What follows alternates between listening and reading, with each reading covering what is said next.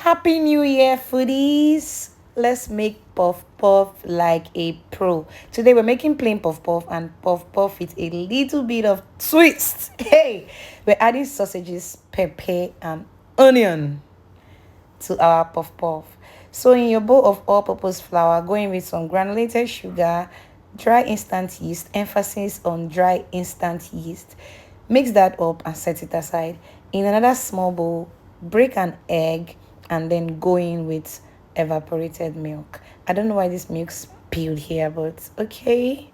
That's how these are the things we see in the kitchen.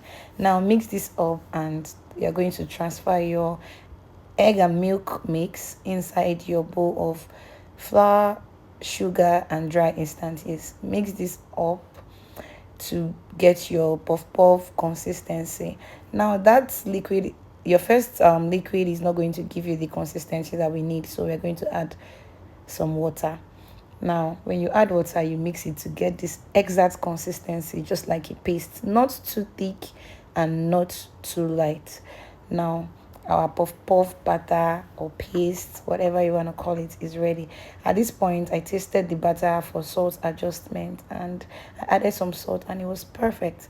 I covered this up and also covered it with a towel because you have to leave it in a warm place for it to rise faster. I left it for like 30 minutes because it's instant yeast. Instant yeast don't take time to rise. And this is our raisin batter. Don't forget I told you that we are making puff puff with a twist. So now I'm going to transfer this. I'm going to rather divide this batter into two. The plain one that I will fry and the twisted version. This is my version. I tried this one time and I really loved how it tasted, so I thought to share it with you people. So you add this of sausages and chopped scotch bonnet, pepper, and chopped onions. Mix that up.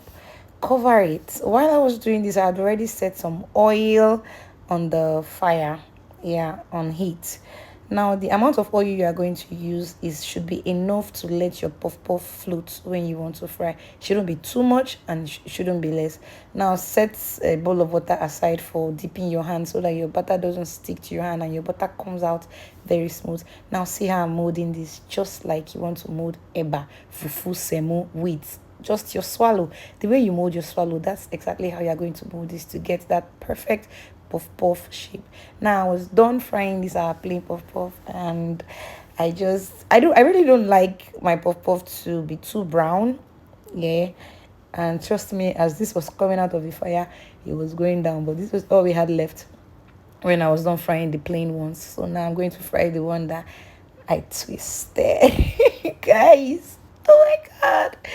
So I just molded this inside my hot oil and I allowed it to fry until it was golden brown to my taste. I love fry it to your taste, but make sure it's properly cooked and always fry on medium heat, not high, not low heat. Fry on medium heat and puff puff is ready.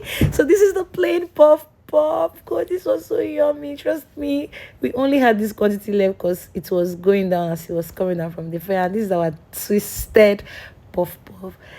This was so good.